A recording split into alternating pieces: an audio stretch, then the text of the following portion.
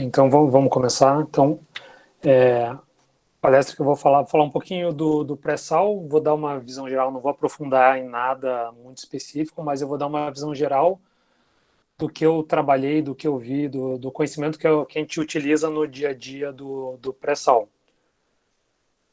E claro, o pré-sal tem vários subassuntos que pode se detalhar para cada área, desde geologia estrutural, geoquímica, estratigrafia, mas eu vou só dar uma ideia geral, não só na geologia, mas toda a questão do play como um todo, como ele tem sido explorado e o que esperar dele. Então, bem, então só para falar um pouco sobre mim, eu me formei na UFPR, fiz graduação lá, terminei em 2011 e logo em seguida fiz o mestrado, também na área de estratigrafia. E depois eu entrei no programa de trainee da Repsol, que estou até hoje trabalhando, e trabalhei em diversas posições, desde a parte de operações, de exploração, de novas áreas, que foi até no comecinho desse ano, que era a avaliação dos blocos que a ANP coloca para leilão. Então, de todos esses anos, praticamente 90% do tempo trabalhando pré-sal. Agora eu estou numa posição um pouco nova de análise de projetos, mas também geólogo, e também, como a empresa só tem blocos no pré-sal, a gente só trabalha no pré-sal. E eu fui o presidente, estou na PG desde 2017 e fui o último presidente da PG do Young Professional Brasil. Hoje já tem uma nova, a partir de junho, a gente já tem uma nova diretoria, mas desde 2017 envolvido. Então, aqui, vou passar rapidinho isso aqui é só para ter uma ideia, que eu acho que algumas pessoas às vezes não sabem como que a gente consegue, como que as empresas adquirem área para explorar no Brasil. Então, a ANP administra toda essa questão dos leilões. Então, a ANP, como agência reguladora, ela tem o poder de oferecer os blocos, claro, isso é aprovado depois por uma comissão do Ministério de Minas e Energia, mas eles fazem os estudos, decidem as áreas e colocam as áreas para leilões. E hoje a gente tem dois tipos de leilões: o leilão de concessão, que é o mais, digamos, tradicional, que é o que sempre teve, e o de production sharing, que é deixa eu só explicar rapidinho disso. Concessão você paga royalties do que você produz, e os royalties variam também de acordo com a quantidade de produção. E essa de compartilhar a produção, o que acontece é você paga o governo com petróleo. Simplesmente assim, você não paga os royalties em dinheiro, como seria na concessão, você paga em petróleo. Então, a partir de 2010, se eu não me engano, foi criado o polígono do pré-sal, que é onde está as principais... Bem, hoje todas as descobertas estão dentro desse polígono, e tudo que for leiloado pela ANP, dentro desse polígono, tem que ser em concessão, em sharing profit, que você vai ter que... As empresas têm que pagar a sua parte da exploração com a produção do petróleo. E é por isso que existe a empresa PPSA, que é uma empresa do governo, que ela existe exatamente para fiscalizar se as empresas, quanto de produção realmente está saindo, se está correto, e para fazer essa comercialização do petróleo. Como você não recebe em dinheiro, o governo tem que... Ele vende para quem ele quiser, faz a negociação que ele quiser. Só para ter uma ideia. Então, aqui a gente tem um pouco do histórico do que aconteceu no Brasil. Então, a gente tem a fundação da ANP, da Petrobras, em 53. Depois a gente teve uma questão de contratos de risco que foram para outras empresas estrangeiras, estiveram aqui no Brasil, mas não foi nada muito importante, nenhuma grande descoberta. E de 53 até 97, só a Petrobras explorou no Brasil e produziu. Em 97, a gente teve a quebra do monopólio, e em 98 a gente teve o primeiro leilão da ANP. Em 2006 foi a descoberta do pré-sal, e em 2010 a gente teve essa nova... Bem, a partir da descoberta do pré-sal, que foi Lula, a gente teve várias discussões e não se sabia o tamanho da extensão. A gente sabia que Lula era uma descoberta muito importante na época, mas não se tinha ideia de quanto mais se encontraria ou não. Então o governo teve várias discussões, eles decidiu fazer um contrato, um novo tipo de contrato que a gente viu para a área exclusiva do pré-sal. Depois a gente teve várias mudanças de governo de 2010 a 2016. 2016 a gente teve uma nessa lei do pré-sal em 2010, só a Petrobras poderia ser operadora dos blocos do pré-sal, e em 2016 isso cai. Então a Petrobras ela tem a vantagem de decidir se quer ou não ser operadora, mas ela não obrigatoriamente tem que ser operadora de todos os blocos dentro do polígono do pré-sal. Então isso permite que outras operadoras operem dentro do polígono, como é o caso hoje, que eu acho que tem uma ou duas empresas que não a Petrobras, que ganharam blocos nos últimos leilões como operadores.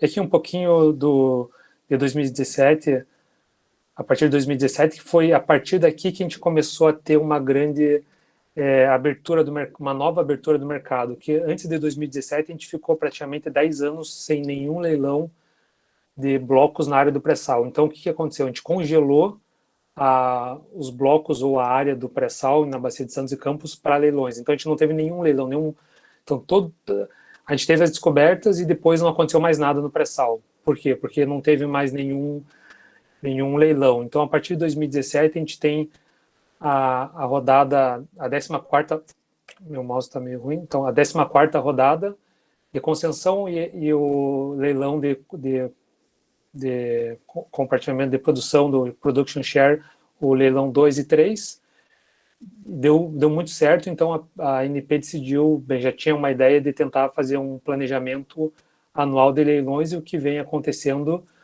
e cada ano a gente tem um recorde de valores arrecadados no leilão. Então, no ano seguinte teve a rodada 15, o pré-sal 4, 5, a rodada 16, que foi a última, junto com a rodada do pré-sal número 6, e ainda tem programados para os... Esse ano era para ter a 17 e a 7ª, mas por causa da pandemia foram adiadas, mas elas continuam, pelo menos no site da ANP, a 17 está como confirmada, e a do pré-sal ainda não tem uma data específica, mas além disso ainda está planejada a 18ª e 8ª, e a gente consegue saber quais são essas áreas que estão sendo exploradas, e até a 17ª tem áreas que tem possível presença de pré-sal. Aqui pré-sal 7 e 8 tem ainda áreas, apesar de ter sido vendido nesses 3 últimos anos muitos blocos no pré-sal, ainda tem possibilidade de ser adquiridos novos blocos dentro do pré-sal. Então, antes de entrar no pré-sal como geral, é bom entender como que é dividido a exploração no Brasil, como a ANP vê o Brasil, não só a ANP, como todas as empresas. A gente tem onshore, que representa 6% da produção atual, tem o conventional offshore, que é o convencional, é tudo que não é pré-sal, que hoje representa 27%, a gente tem o pré-sal, que, assim, com apenas alguns campos, a gente o pré-sal produz 67% de tudo que é produzido de hidrocarboneto no Brasil. Então a gente consegue ter ideia da importância do pré-sal, do tamanho do pré-sal. Então aqui a gente tem uma produção média por poço, isso aqui é médio, né? Claro, a gente tem diversos poços produzindo mais e menos, mas a média é 16 mil barris por dia por poço, a partir de 122 poços no pré-sal. No offshore convencional, a gente tem uma produção já cai para 1.500 barris por dia, com 574 poços, e no onshore, o onshore a gente não pode tentar comparar com o offshore, porque o volume, a dinâmica é muito diferente do que é encontrado no offshore, mas a gente tem uma produção média por poço de 14 barris por dia, com aproximadamente 7 mil poços produzindo. E aqui a divisão das bacias marginais, a gente vai focar principalmente não, apenas na bacia de Santos e Campos, que é onde estão localizados os campos descobertos e os blocos exploratórios que estão dentro do pré-sal hoje. Então a gente tem, apesar de ter toda essa extensão, o foco das últimas rodadas sempre tem sido aqui no pré-sal. Claro, a gente tem um pouco de blocos sendo adquiridos na bacia de Potiguar e na bacia de Sergipe e Alagoas, que tiveram blocos importantes, mas não sei quanto, entre 80% e 90% do que foi adquirido está dentro de quantidade de blocos, está dentro da bacia de Santos Campos e um pouquinho no Espírito Santo. Mas só para dizer, na bacia de Santos Campos está aprovado, o play é aprovado, e em Espírito Santo o play ainda não é, o play pré-sal não foi descoberto, nenhum poço descobriu, produz, encontrou petróleo no pré-sal, apesar de que o Parque das Baleias está quase na divisa com o Espírito Santo, mas até hoje não teve nenhum poço no pré-sal na bacia de Espírito Santo. Aqui um pouco da produção, diária. A gente consegue ver que, assim, a bacia de Campos e Santos praticamente domina toda a nossa produção, e a bacia de Santos a gente tem só 19 campos produzindo, e a principal bacia graças ao pré-sal. Praticamente o campo de Lula e Sapinhoá produz quase a metade de tudo que é produzido no Brasil hoje. Então, 2 campos do pré-sal que equivale a quase todo o resto do Brasil. E um ponto importante a gente saber também que o pré-sal hoje produz mais que o convencional offshore. A partir de 2017, o pré-sal ultrapassou, e a tendência é que isso continue subindo. A gente tem campos que ainda já foram descobertos, já estão na fase de desenvolvimento, então é esperado que isso, assim, claro que muita coisa depende do valor do barril, de quantas empresas querem apressar ou não a produção, mas isso a gente pode aumentar, assim, consideravelmente num curto intervalo de tempo. Nos próximos 5 anos a gente vai ver que essa curva aqui vai praticamente, não vou dizer dobrar, mas vai aumentar consideravelmente. E o convencional, o marinho, que não é pré-sal, isso a gente ainda tem uma dúvida de quanto vai ser econômico, quantas empresas ainda vão querer investir. A gente sabe que tem blocos que ainda estão sendo explorados, tem alguns poços marcados para ano que vem para alguns campos que não são pré-sal, mas a gente ainda tem essa dúvida. O pré-sal a gente sabe que já tem descobertas e que estão em caminho de desenvolvimento. O terrestre a gente vê que tem uma leve queda ao longo dos anos, e a ANP hoje está tentando fortalecer e restabelecer a produção terrestre, mas também eu acho que eu vejo isso como mais uma questão a longo prazo.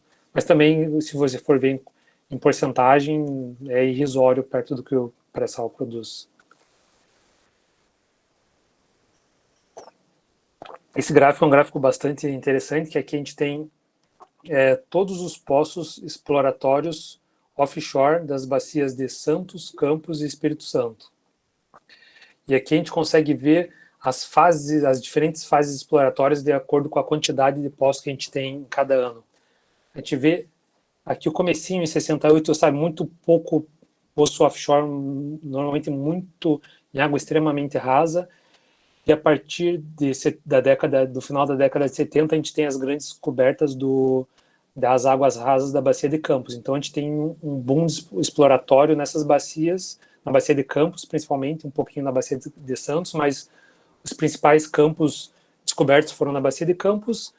Depois dessa fase exploratória, não teve mais nenhuma grande descoberta, então a gente teve uma diminuição da atividade exploratória, até que em 97, 98 a gente teve a abertura do mercado para as empresas estrangeiras, que a gente vê que com esses leilões de 98, 99, 2000, a gente tem volta a ter novamente uma grande quantidade de poços perfurados por essas empresas que nunca estiveram no Brasil, então elas começam a perfurar todos os blocos, sabe, não tinham um entendimento, não tinham um conhecimento geológico tão importante como a Petrobras tinha. Então, teve esse boom exploratório, depois, novamente, começou a decair porque as empresas começaram a entender o play, começaram a ver entender onde que tinha que perfurar, quais eram os principais plays, até que em 2006 a gente teve a descoberta do pré-sal, do campo de Lula, que hoje é Lula, Tupi, não sei como querem chamar, e o Paraty, o Poço de Paraty. O Poço de Paraty, infelizmente, não foi uma descoberta comercial, mas ele serviu para corroborar que o pré-sal existia e tinha petróleo embaixo da camada de sal. Então, a partir daqui a gente vê que praticamente explode a quantidade de poços perfurados, porque todas as empresas que tinham blocos nessas áreas começam a perfurar. Então, todo mundo que tinha bloco, que tinha sal, sabia que tinha sal, começa a perfurar, começa a interpretar sísmica, então a gente começa a ter uma grande explosão de perfuração. A gente tem uma queda muito brusca, e essa queda brusca, como eu já comentei, foi a falta de leilões da ANP. Depois da descoberta, o governo não sabia, achava que a Petrobras, queria que a Petrobras explorasse todo o pré-sal, então que voltasse, que a Petrobras fosse só exclusiva da Petrobras, e isso acabou atrasando os leilões, e com isso a gente não teve mais nenhuma atividade exploratória. Com 2017 a gente teve 2 poços exploratórios na bacia de Santos, para ter uma ideia. Não eram poços appraisal, já era uma descoberta que eles fizeram um poço só para ver a extensão da descoberta. Então agora a gente está 2018, 2019, a gente já está aumentando. 2020 acho que com a pandemia diminuiu um pouco, mas a gente tem a tendência de aumentar. Os poços têm aumentado de acordo com as últimas rodadas. E aqui, como curiosidade, a ANP colocou que, se você for considerar as rodadas da rodada 14, que foi a primeira de 2017, até a última rodada do ano passado, se você for somar todas as áreas de blocos que foram vendidos, a gente tem a área equivalente a Portugal, ao território de Portugal. Então, a gente tem uma quantidade de blocos para serem explorados gigantesca. Então, isso mostra que a gente ainda tem uma atividade exploratória considerável para os próximos anos. Uma parte importante foi o bônus de assinatura dos blocos, somou, ao longo de todos esses 3, 4 últimos anos, 26 bilhões de dólares, que é um dinheiro que a empresa paga apenas para ter acesso à área. É como se fosse um bônus, ela paga para comprar o direito a explorar a área. Então, a empresa, mesmo que não encontre nada, esse dinheiro já é do governo. Então, foi um impacto econômico também importante para o governo, esses leilões. E aqui são algumas estimativas da ANP. Eu acho um pouquinho otimista demais. Eles consideram praticamente todos os blocos vão ser descobertos, que a gente sabe que não necessariamente essa vai ser a realidade. A gente sabe que muitos blocos, infelizmente, não vão encontrar descobertas comerciais, e alguns vão ser até secos, mas a estimativa da ANP é que a gente vai ter em torno de 200 bilhões de dólares de investimentos nos próximos anos, e de acordo com tudo que foi adquirido nessas últimas rodadas, e vai aumentar em 4 milhões de barris por dia. Bem, isso é muito, digamos, estimativa, sabe, é um valor muito, é um chute praticamente, porque não tem como saber quanto vai ser descoberto, quanto do que foi oferecido nesses blocos vai realmente se tornar produtivo. Mas aqui, que eu acho que é um dos principais figuras que a gente tem que ter em mente, é isso daqui, que em 2016, como a gente ficou muito tempo sem leilão, isso daqui é o que tinha sendo explorado. Tudo que a gente vê aqui na Bacia de Campos, 90% é produção do que 100% Petrobras, que foi descoberto na década de 70, 80. Então, tudo isso aqui não traria nova exploração, novos poços, apenas alguns pequenos blocos aqui e aqui.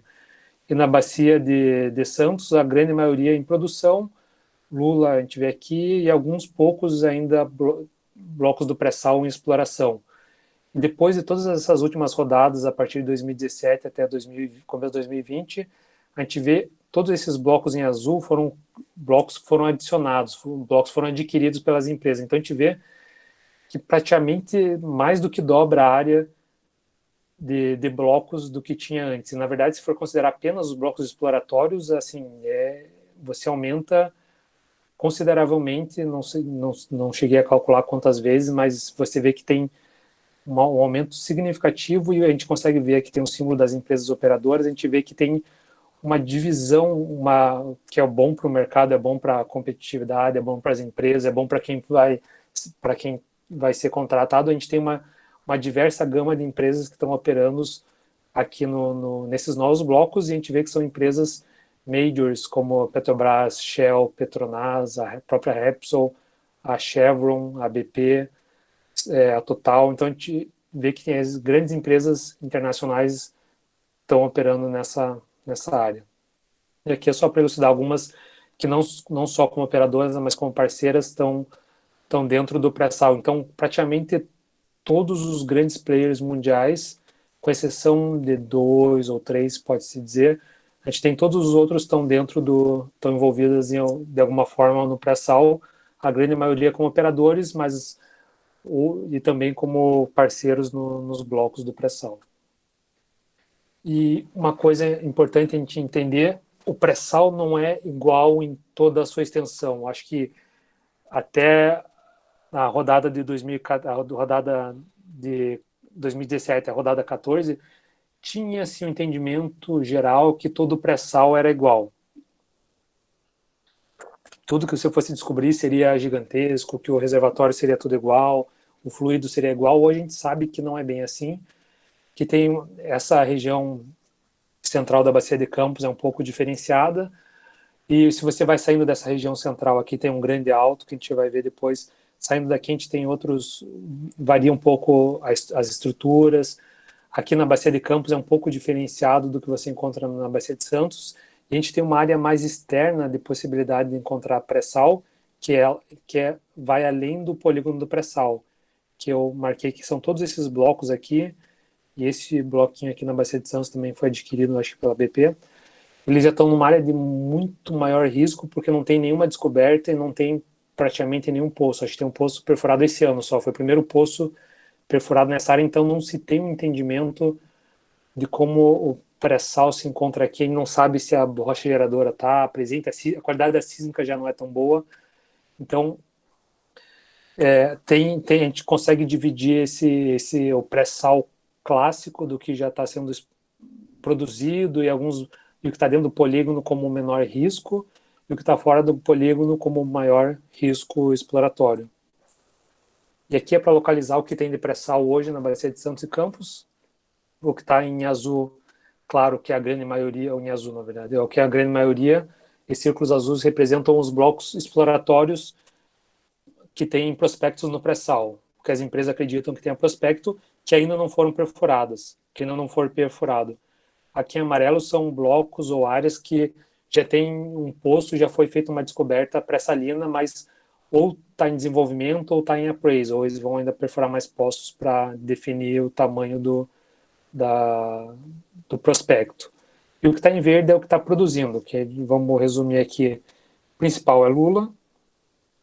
Deixa eu ver se eu tenho aqui. Isso, eu tenho aqui. O principal é Lula, Sapinhoá e Lapa, que Sapinhoá e Lapa, a Repsol, a empresa que eu trabalho, tem uma participação, tem uma porcentagem. E depois a gente tem Búzios e Mero, que entraram em produção faz pouco tempo e já tem uma produção, praticamente Búzios tem os 2 principais poços produtores do Brasil. Então, assim, Búzios em menos de um ano já é um dos maiores campos produtores.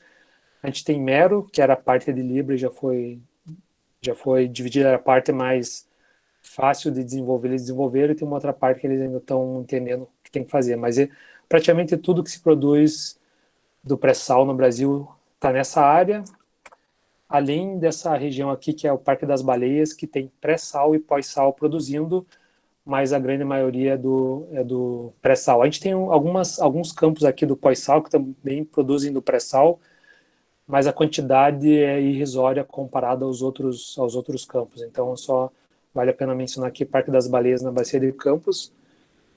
Alguns campinhos aqui é muito pequeno, e aqui Lula, Sapinhoá-Lapa, Búzios e Mero. Então, um pouco da parte mais, entrando na parte da geologia,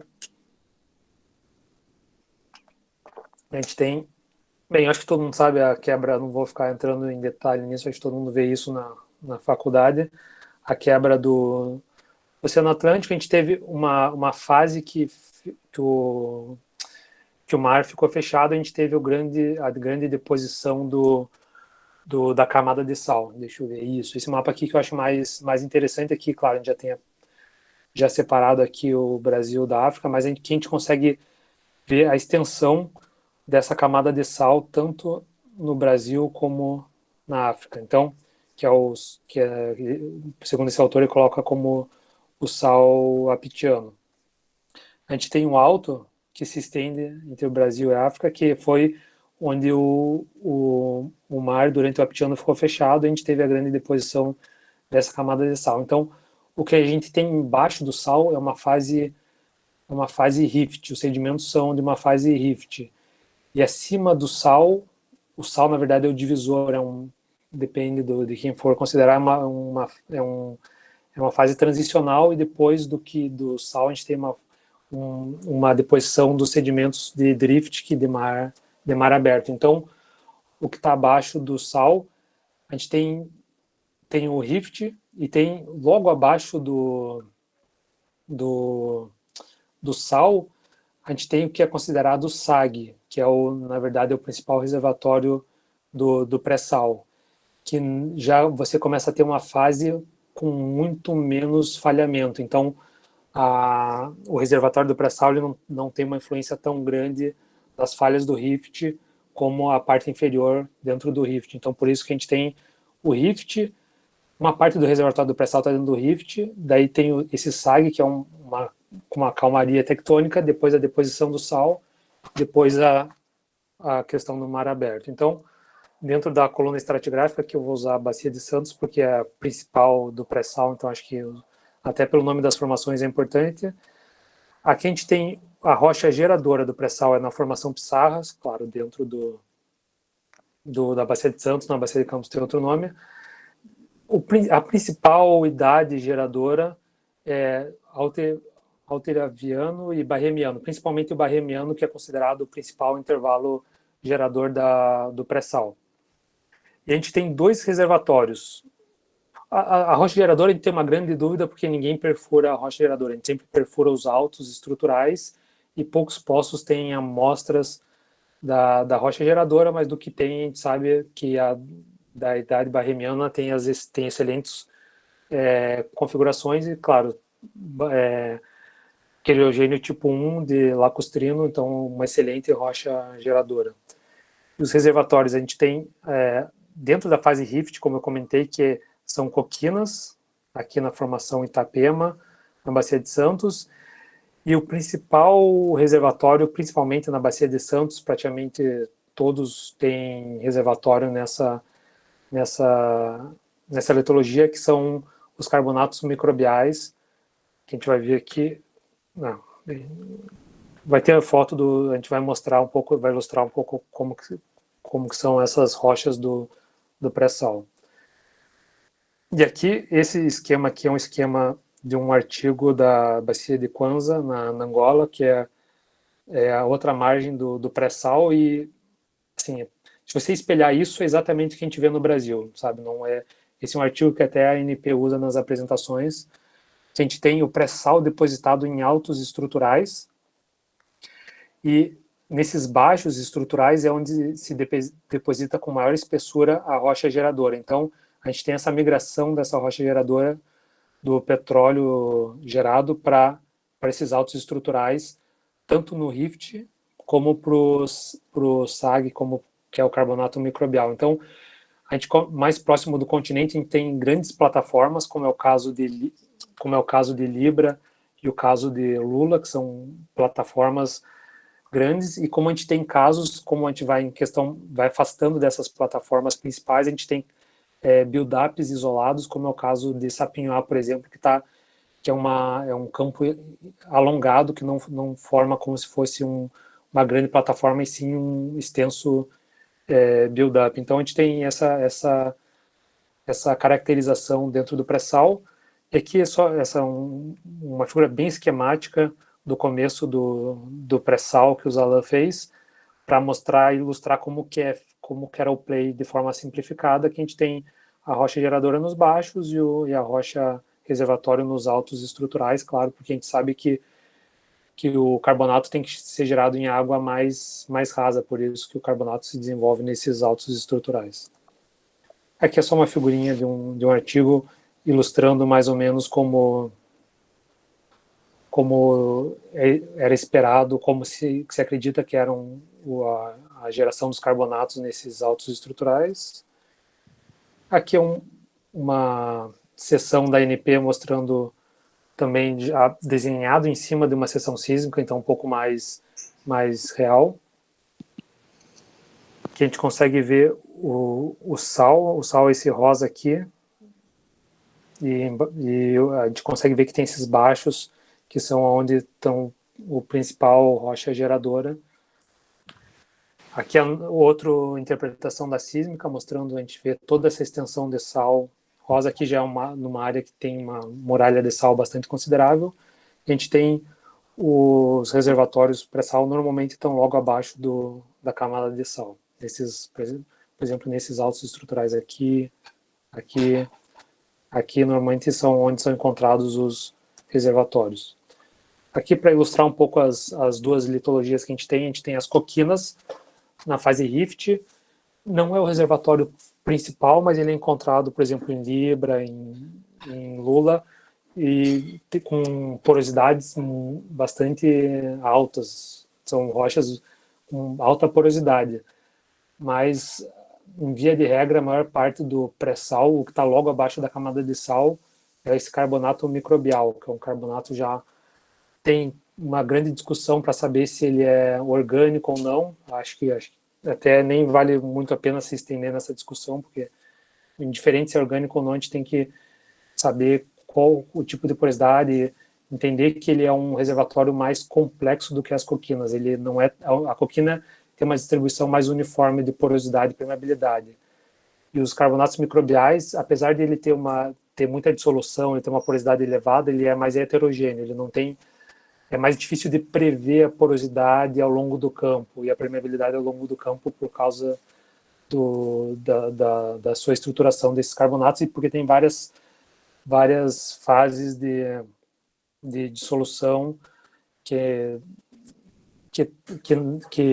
alteram de forma heterogênea os reservatórios. Então, nem o carbonato microbial de um campo não necessariamente vai ser idêntico ao carbonato microbial do outro campo. Então, a gente tem uma variação entre os campos, né, nos reservatórios. Aqui um pouco mais das lâminas, a gente consegue ver os carbonatos microbiais bem bonitos. Aqui também, se eu não me engano,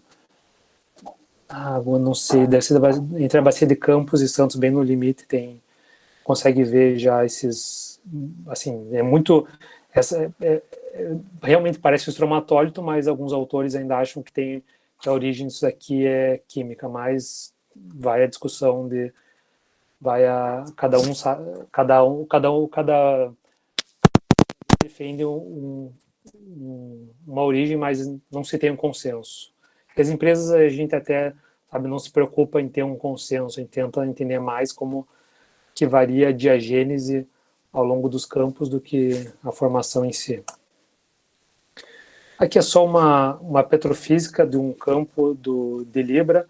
Esse é o segundo, esse é o 2NP, esse é o primeiro poço perfurado em Libra. Então a gente vê que a gente tem reservatório todo esse intervalo, mas nem todo intervalo que tem rocha reservatório tem petróleo. Então o petróleo está só nessa parte superior, nesse intervalo superior.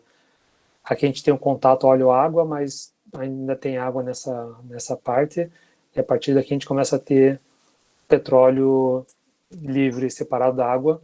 A gente tem um net pay, que é o intervalo de petróleo de quase 300 metros. Isso é algo assim, se você for buscar no mundo campos que tem um intervalo de petróleo tão alto como isso, são poucos lugares do mundo. Com porosidade, a porosidade não é uma porosidade excelente, mas é uma porosidade razoável. Normalmente o pré-sal, a média do pré-sal é 10%. Aqui nesse poço, onde tem reservatório é 14%, mas a média entre 10% e 12%. Não foge muito disso. E aqui é o mapa da base do sal. Isso aqui a ANP colocou numa das apresentações, que é a interpretação deles. Aqui a gente tem a divisão da bacia de Santos para a bacia de Campos. E aqui a gente consegue ver os grandes altos que a gente tem aqui. A gente consegue ver esse alto aqui que eu estou mostrando com o mouse agora, é onde está o campo de Lula, que é o principal alto do pré-sal, que é aqui. A partir daqui, a gente vê que tem uma falha e as coisas começam a mudar. Aqui a gente tem o campo de Júpiter, que é um campo que mais para frente eu vou falar, tem CO2, que interfere, tanto que ele já foi descoberto há muito tempo, mas não está em produção por causa da quantidade de CO2 que ele tem. Mas tudo que está nessa região, nesse grande alto, Búzios, Libra, tudo excelente reservatório, excelente qualidade.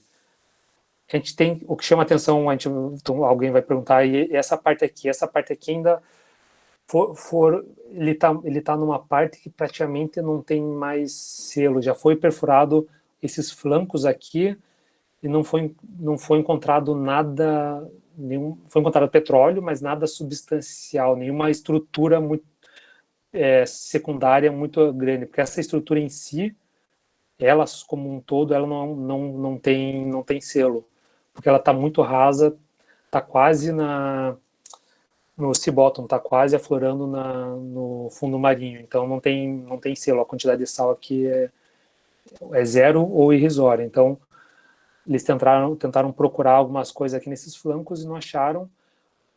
O que tem, a gente tem o campo de Sapinhoá aqui, a gente tem alguns campos mais dentro da bacia, como Sagitário, Carcará. Tem esse grande alto aqui que está sendo explorado hoje, que é o Alto de Cabo Frio, que a gente sabe que tem petróleo, tem alguns postos que mostram que tem petróleo, mas tem uma grande influência vulcânica, então a gente não sabe se essas vulcânicas estão alterando, estão prejudicando ou não os reservatórios, mas a gente sabe que existe postos com petróleo não econômico nessa região, mas não se sabe a influência que essas rochas vulcânicas fizeram no reservatório, até mesmo para rochas geradoras, se pode ter transformado tudo em gás ou não, então é uma dúvida. E a gente tem essa região mais externa aqui que a gente vê, com poços, com áreas para ser exploradas, e pontualmente aqui, nesse meio aqui, estão os blocos que foram vendidos nas últimas rodadas fora do polígono do pré-sal, que é onde está os blocos com, digamos, o maior risco de pré-sal, que está muito longe de tudo que já foi descoberto do pré-sal. E aqui eu vou mostrar alguns exemplos que a ANP, eu não posso mostrar nenhum dado da empresa por questão de segurança da informação, então vou mostrar dados da ANP. A ANP, toda rodada, tem um seminário técnico e mostra todas as sísmica 3D de excelente qualidade, então acho que não se perde nenhuma informação vendo os dados da ANP. Que é o trabalho que praticamente a gente faz quando está avaliando, é a mesma coisa que a ANP faz, que é o que as empresas fazem. A gente vai mapear toda a região dos blocos e vai definir autos estruturais, e dentro desses autos a gente vai verificar se parece que tem alguma estrutura carbonática, se tem algum crescimento, a gente começa a avaliar em mais detalhe, começa a ver topo e base do suposto reservatório, quanto que poderia ter de petróleo. Então aqui, para exemplificar, aqui é um bloco da rodada 14, e esse prospecto que estou mostrando agora está sendo perfurado exatamente nesse momento. Começou essa semana a perfurar um poço nesse bloco aqui, exatamente nesse prospecto que eu estou mostrando para vocês. Então é um poço que a gente tem que acompanhar de perto para saber se esse poço encontra petróleo. Provavelmente tudo que está nessa região tem uma grande possibilidade de encontrar petróleo também. Então, e se não encontrar, aí fica uma dúvida, por que não encontrou, se não tem rocha geradora aqui perto. Esse poço é um poço, acho, o mais importante desse ano, que está sendo perfurado no Brasil. E aqui a gente vê que tem uma estrutura, ela suave, a gente vê que ela é bem suave, mas tem uma estrutura muito grande, e a sísmica a qualidade da sísmica é muito boa. A gente consegue ver esse rosa é o topo do sal, e esse azul é a base do sal, que é o topo do reservatório. Então, tudo isso daqui seria interpretado como sendo o reservatório.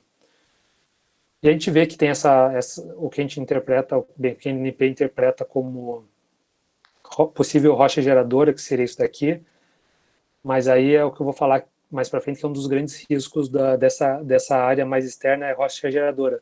Por isso daqui parece muito, para quem está acostumado, parece uma fase rift clássica, mas isso daqui, na verdade, pode ser SDR, que traduzindo é a rocha vulcânica da abertura do continente, ou seja, tudo isso aqui pode ser vulcânica. Então, como não se tem nenhum poço nessa região, a gente não sabe se realmente gerou petróleo aqui e se realmente tudo isso aqui é rocha rift lacustre ou se pode ser vulcânica da fase rift. Então a gente tem uma estrutura grande, mas tem uma grande dúvida em relação à rocha geradora. Esse eu achei bastante importante porque é um poço que está perfurando agora.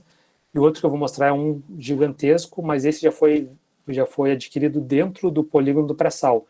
Ele já está bem distante da grande estrutura de Lula, que está mais ou menos aqui, mas tem uma excelente sísmica. Na sísmica dá para se ver muito bem.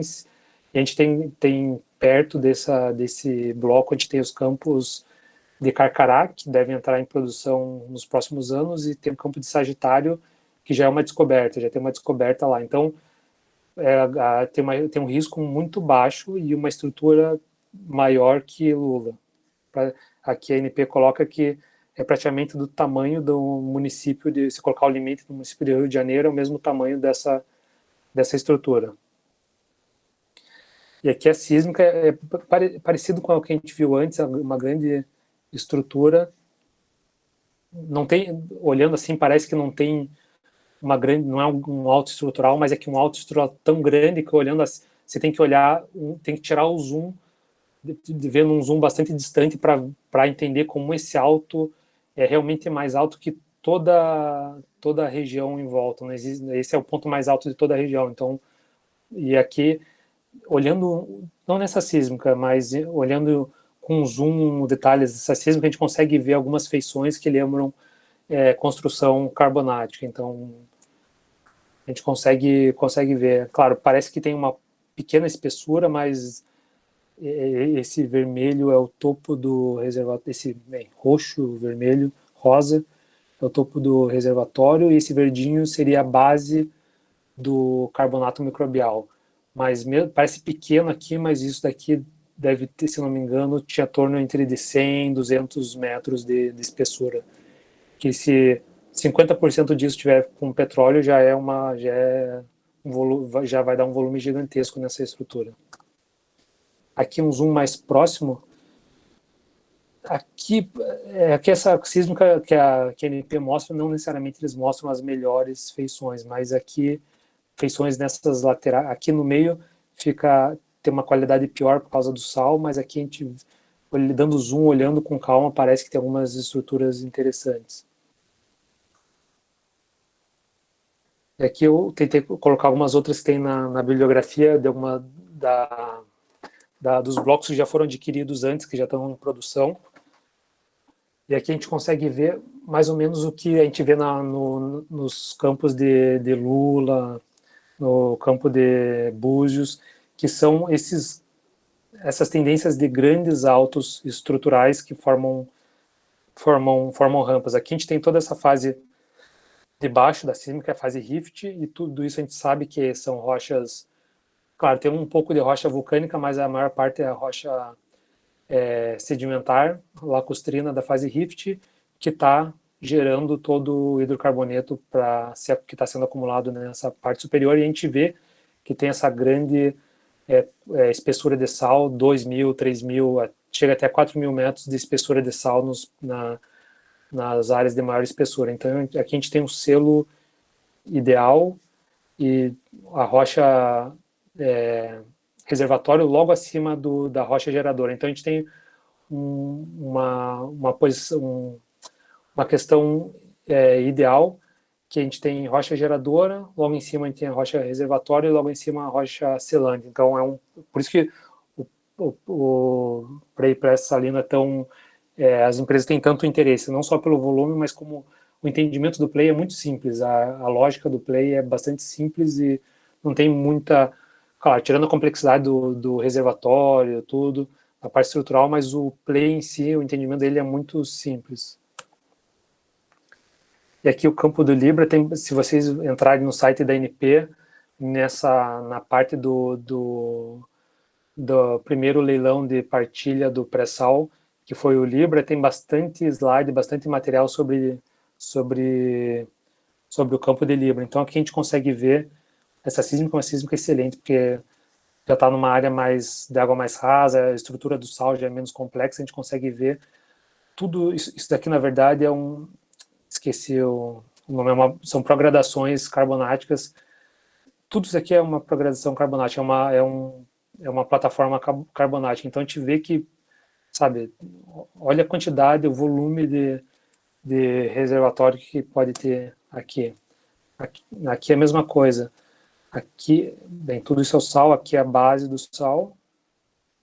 E aqui, nesse que eu estou passando aqui o mouse, é o topo do rift ou base do SAG, que é a base do carbonato microbial. Então, são espessuras. Libra é um campo que tem, se eu não me engano, um dos que tem maior espessura de rocha reservatório dentro do pré-sal, se eu não me engano. Não sei, não tenho dado de todos os campos, mas do que eu me lembro, Libra é um dos que tem a maior espessura.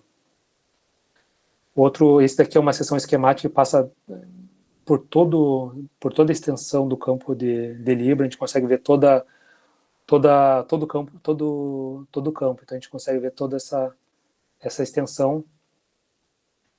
E aqui eles fazem ainda várias divisões ainda dentro da parte de reservatório, mas a gente consegue ver muito bem que não tem nenhum, o sal tá ao longo de toda a estrutura, tá, tem esse alto aqui, como eu falo, o alto a gente tem que ver a sísmica com um zoom out, tem que colocar num zoom mais distante, a gente consegue ver como isso é um alto estrutural dentro da região que o prospecto se encontra.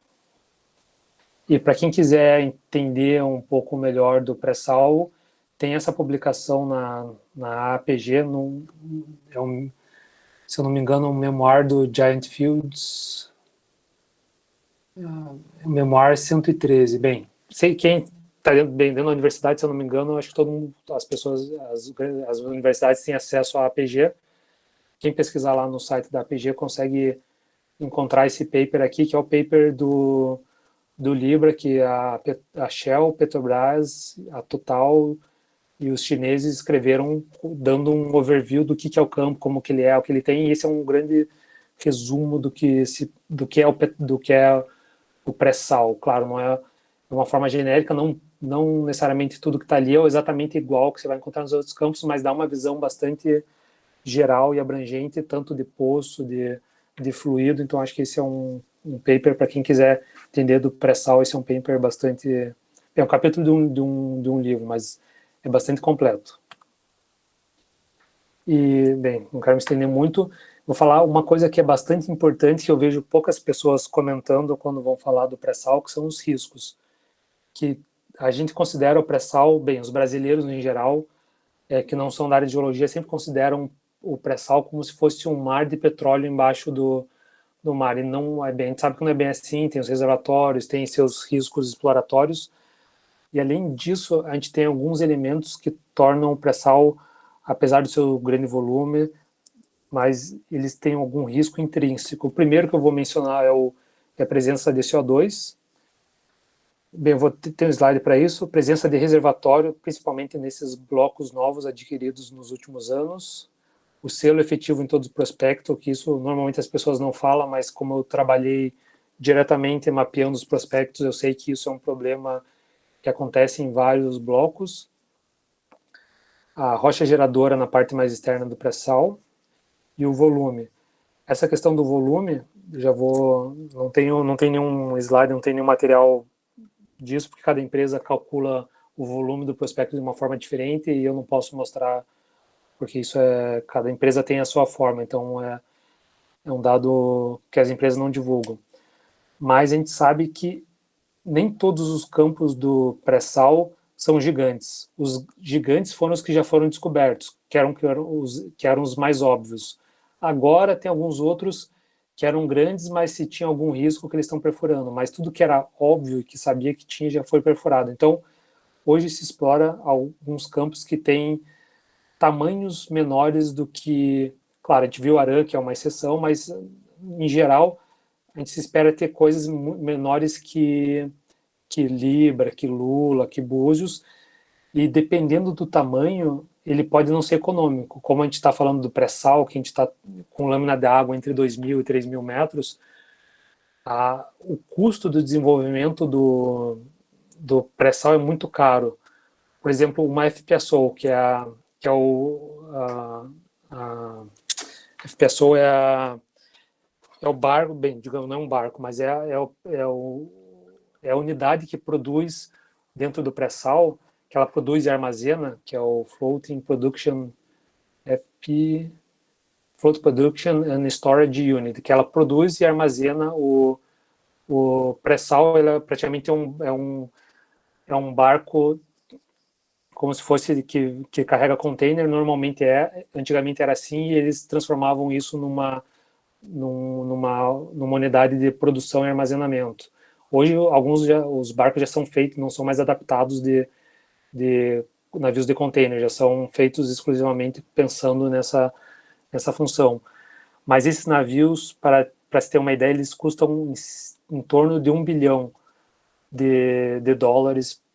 Agora, não sei se eu acho que próximo de 1 bilhão de reais, vamos ser um pouco mais conservador, 1 bilhão de reais para ter. Claro, você pode alugar ele, mas normalmente as empresas adquirem ele. Então, imagine, antes de você começar a produzir, você tem que desembolsar 1 bilhão para ter esse navio, sabe, no teu campo, antes de produzir. Claro, além de todas as outras facilities, todas as outras tubulações, a parte de subsea que fica embaixo do mar para a produção, sabe, tem uma infraestrutura muito maior que torna a produção do pré-sal bastante dispendiosa. Então, por isso que nem tudo que é descoberto no pré-sal é considerado econômico. Então, a gente tem que ter isso em mente, porque a gente já tem outras descobertas no pré-sal que foram muito pequenas e foram deixadas de lado exatamente pelo seu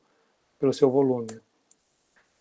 Bem, então, falando na parte de CO2, por que o CO2 causa, não vou dizer um problema, mas dependendo do caso, ele pode ser um problema. O primeiro questão que o CO2 traz é que o CO2 puro, ele não é corrosivo, mas o CO2, quando ele entra em contato com água, que a gente sabe, na água do reservatório, outros fluidos, ele se torna corrosivo. Então, o CO2, para você produzir o CO2, você já tem que usar tubulações diferenciadas, que são mais caras. Então, você encarece a produção e você diminui o volume do carboneto, porque o CO2, ele na verdade está na parte de gás do campo. Então, quanto mais CO2 você tem, menos gás você vai ter. Então, e você ainda tem que ter dependendo da quantidade de CO2, você tem que ter uma unidade de separação de CO2 na sua plataforma de produção.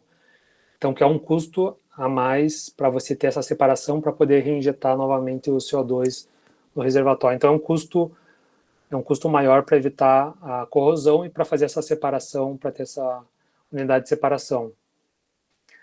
E outra questão hoje em dia que é muito comentada, as empresas não querem estar associadas à palavra CO2, por toda a questão do meio ambiente. Hoje, todas as empresas no Brasil já reinjetam, nenhuma parte desse CO2 está indo para a atmosfera. Todo o CO2 é reinjetado. Mas, mesmo assim, até mesmo a Petrobras, as empresas não querem ter campos com grandes teores de CO2, porque isso não traz uma visão muito boa. E aí, quanto mais CO2, mais corrosivo, sabe, mais complicado vai ser o desenvolvimento, mas a gente sabe que dentro do Brasil, as bacias que mais têm CO2, na verdade, as bacias não, play que mais tem CO2 é o pré-sal. Eu vou mostrar, e a gente vê que, diferente das outras bacias, no pré-sal a origem do CO2 é mantélica. Nas outras bacias que tem pouquíssimo CO2, a origem é misturada com uma origem orgânica, de decomposição orgânica da matéria orgânica. E aqui a gente vê que Santos e Campos entra bem, aqui tem um trabalho só sobre isso, que ele entra na parte de origem mantélica.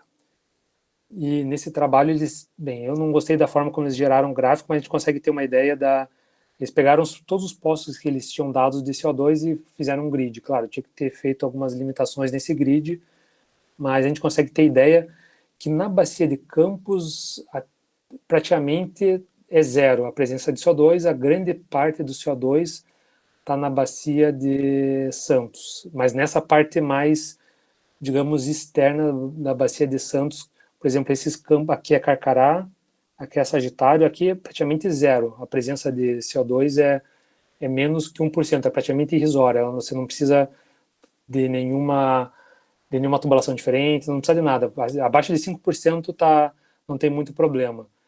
Mas, por exemplo, se for considerar Lula tem entre 2% e 20% de CO2 na proporção de gás, ou seja, de todo o gás que é produzido, tem entre 2% e 20% dele é CO2. Se a gente for considerar essa parte mais laranjada, a gente vê, é Libra. Libra tem 40%. Imagine, 40%, quase metade de todo o gás é CO2. A gente tem um poço aqui com 80%, que não foi econômico exatamente porque ele era pequeno e tinha 80% de CO2, e outro, a gente tem o campo de Júpiter, campo não, né, porque ele não sabe se vai ser desenvolvido, ele tem também 80% de CO2, claro, o volume dele é gigantesco, mas essa quantidade de CO2 vai tornar muito difícil a produção, e eu acho que com a tecnologia que a gente tem hoje, não é viável produzir esse CO2. A Petrobras está desenvolvendo algumas tecnologias que eles devem testar nos próximos anos, mas a princípio nos próximos 5 anos não se deve começar a produção no campo de Júpiter. E todas essas áreas novas que foram adquiridas nessas últimas rodadas, apesar de estar gridado, ter cores aqui, mas não tem dado de poço. Então, tudo que está nessa região aqui não se sabe quanto de CO2 tem. Então, a gente ainda trata isso como um risco para esses blocos que ainda não foram explorados dentro do pré-sal. A outra que eu mencionei é a parte de reservatório, principalmente nas últimas rodadas, e aqui eu vou mostrar um dos motivos, porque a sísmica, quando a gente adquiriu esses blocos, a sísmica era ruim, claro, quando você adquire o bloco, você manda fazer sísmica 3D nova, mas quando os blocos foram adquiridos, a qualidade da sísmica era muito ruim, e você até via alguma tendência de alguma estrutura, como a gente vê que a ANP mapeou, mas você não consegue ver nenhuma feição, se tem ou não tem reservatório, sabe, tanto esses blocos aqui não foram, se eu não me engano, eles não foram adquiridos, até eu estou mostrando um extremo dessa rodada, tanto que eles não foram adquiridos, tem a estrutura, a ANP mapeou bonitinho, mas não, sabe, o risco é tão grande aqui que ninguém quis ir. Mas, por exemplo, aqui a sísmica não é tão ruim como essa, mas você sabe, você vê que tem a estrutura aqui, a ANP mapeou a estrutura, esse bloco acho que foi adquirido sim, mas o risco aqui é muito maior, porque, sabe, a sísmica, por mais não seja tão ruim como essa, você não consegue ver muitas feições de reservatório, de crescimento microbial, de build-up, sabe, você tem um risco de reservatório muito grande nesses blocos das últimas rodadas. E o que eu falei de selo, normalmente a ANP não mostra os slides que tem problema com selo, claro, porque não quer, quando a ANP está fazendo a apresentação, ela quer vender o prospecto. Aqui no prospecto de Aran não tinha como esconder, porque é uma grande parte do prospecto. A gente vê que aqui o selo, a parte do sal é muito pequena em algumas linhas. Eu olhei já esse prospecto, eu cheguei a mapear esse prospecto na Repsol. Algumas linhas eu acho que não tem sal, ou se tem é abaixo da resolução sísmica. E aí a gente não tem como saber se sei lá, se 50 metros, que é a resolução sísmica, é o suficiente para selar tudo isso ou não. Bem, indiferente, para esse prospecto do Aran não tem problema, porque mais da metade da estrutura a gente tem sal, uma espessura de sal considerável.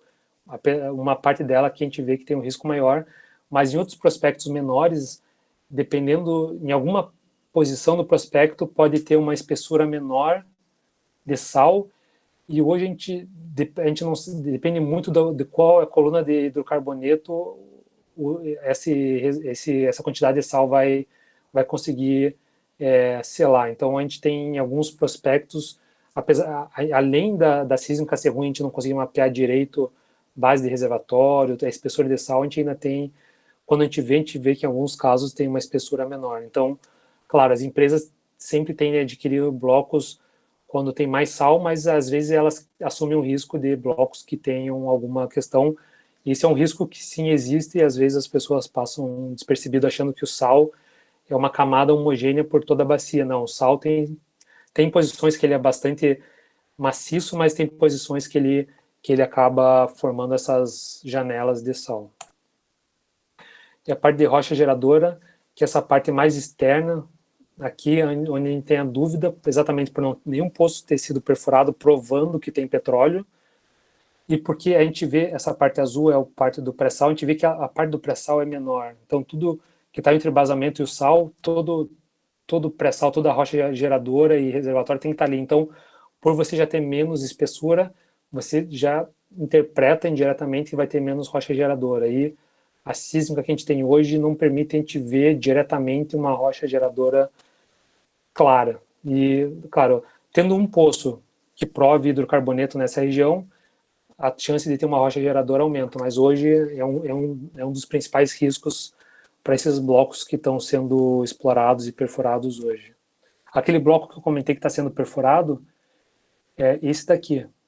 Essa região aqui na bacia de Campos está sendo perfurada agora, e se for descoberto petróleo ou gás, já é um ponto bastante positivo, mostrando que provavelmente a gente tem sim rocha geradora nessa parte mais externa.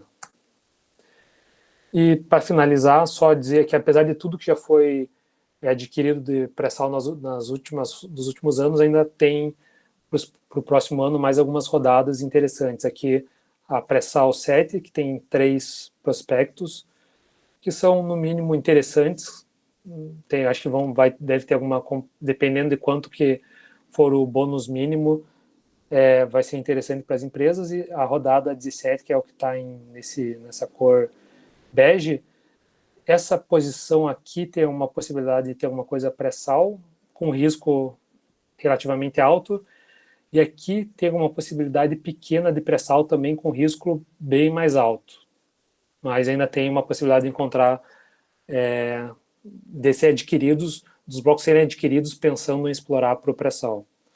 Ou seja, apesar de ter muitos blocos que estão em exploração, ou nem começaram a ser perfurados, não, estão só no planejamento de perfuração, mas ainda tem mais coisa para ser adquirida nos próximos anos. Eu acho que era isso. Se alguém tiver alguma dúvida, alguma questão. Bom, Guilherme, mais uma vez, muito obrigada. Muito boa palestra. Em nome da APG, em nome do CAGEL, a gente está agradecendo muito mesmo pela palestra. E tem uma pergunta do Fernando Betega. Assim, uma dúvida que tenho. As empresas estrangeiras têm a mesma expertise que a Petrobras para perfurar e produzir poços no pré-sal? Aí ele completou assim com abraço paranaense. Assim, como o pré-sal foi descoberto em 2006, a Petrobras era a operadora dos primeiros coisas, mas logo em seguida já fizeram várias parcerias com as outras empresas, e outras empresas já perfuraram no pré-sal. Por exemplo, a Repsol está no pré-sal desde a descoberta. A gente está com o Sapinho A. Sapinho A foi logo em seguida de Lula, foi perfurado logo depois. E a gente já era parceira no bloco. Tanto a gente e a Shell, a BG, que foi comprada pela Shell. Então, as empresas estrangeiras estão no pré-sal desde suas descobertas, e vão dividindo as partes, produção e conhecimento para explorar. Conhecimento para explorar, as que estão no Brasil há muito tempo, vou dizer, Repsol, Total, Equinor, Shell, tem bastante conhecimento porque estão aqui e tem ativos, tem campos no pré-sal. Então, se você tem campo no pré-sal, você sabe muito bem o que esperar. Mas empresas mais novas que vieram nas últimas rodadas, como eu vejo que a Exxon, a Chevron, a Petronas, que veio só na última rodada, claro, eles têm o conhecimento geológico gigantesco, porque são empresas, por exemplo, muito maiores do que a Repsol, mas no pré-sal eles não tinham exatamente o mesmo conhecimento que nós tínhamos. Claro, eles talvez contrataram, acho que algumas empresas terceirizados fazer avaliação, fizeram a avaliação deles, mas eles não tinham conhecimento tão extenso do pré-sal, mas não era nada que, como o Play, já é um Play que já tem material publicado, já sabe, já se tem um entendimento, não era nada muito complicado. Mas eu, tendo trabalhado na Repsol, durante as rodadas, a gente conversa com as empresas para tentar fazer parcerias ou não, a gente via que tinha, assim, uma diferença nas primeiras rodadas, na rodada 14 e 15, tinha uma diferença bastante grande entre o nosso conhecimento de quem já estava no Brasil, das empresas já estavam internacionais que já estavam no Brasil, para as que estavam vindo, por exemplo, a Chevron já teve no Brasil, a Exxon já teve no Brasil, mas ficaram muito tempo fora e nunca tiveram envolvidos no pré-sal. Então, eles não tinham exatamente os mesmos conceitos. Acho que hoje, como eles já têm blocos, já têm sísmica, já estão contratando mais pessoas, acho que já tem uma visão um pouco melhor. E na questão de produção, claro, a Petrobras detém uma tecnologia muito, muito importante, mas não é nada que hoje em dia as outras empresas não tenham acesso. A gente tem essas majors no Golfo do México, nos Estados Unidos, também se produz de água profunda. Sabe, tem outros lugares do mundo que já se produzem com águas ultraprofundas, semelhante, talvez não tão profundas, mas a tecnologia já se existe. Eu acho que não vejo nenhum problema dessas empresas novas operando no pré-sal. E deixa eu pensar que a Total já opera o campo que a gente tem, que é a Lapa, que é a Petrobras vendeu a operação, claro, continua parceira, mas deixou operando. E que eu saiba, eu acho que é a única pré-sal atualmente produzindo que não é operado pela Petrobras. Mas em questão de perfuração, em questão de produção, eu não vejo nenhuma, sabe, hoje não é uma tecnologia nova, é uma tecnologia que já está pelo menos 10 anos no mercado, a não ser a questão do CO2. Aí a questão desse alto teor de CO2, aí sim é uma tecnologia que está sendo desenvolvida, mas no resto não vejo nenhum problema para as outras empresas internacionais. Ah, sim. Bom, até o momento essa foi a única pergunta, né? O pessoal que está elogiando bastante a palestra e agradecendo pela palestra, elogiando, né? Então, bom, acho que é isso, né? Não apareceu mais nenhuma pergunta. E mais uma vez a gente agradece pela palestra, ter respondido a questão, e por dispor do seu tempo para estar passando esse conhecimento para a gente. Muito obrigada, viu? Tá bom, eu que agradeço o convite. Quando tiverem outro evento, podem convidar que eu aceito. Ai, muito obrigada. Então, muito obrigada a todos também que estiveram conosco durante essa palestra. Amanhã vai ter mais palestras da APG, então fiquem ligados. E no Instagram da CEGEL e do CAGEL. Vai ter mais palestras da CEGEL, desculpa. Então, fiquem ligados lá para poder ver. E muito obrigada mais uma vez. Boa noite a todos.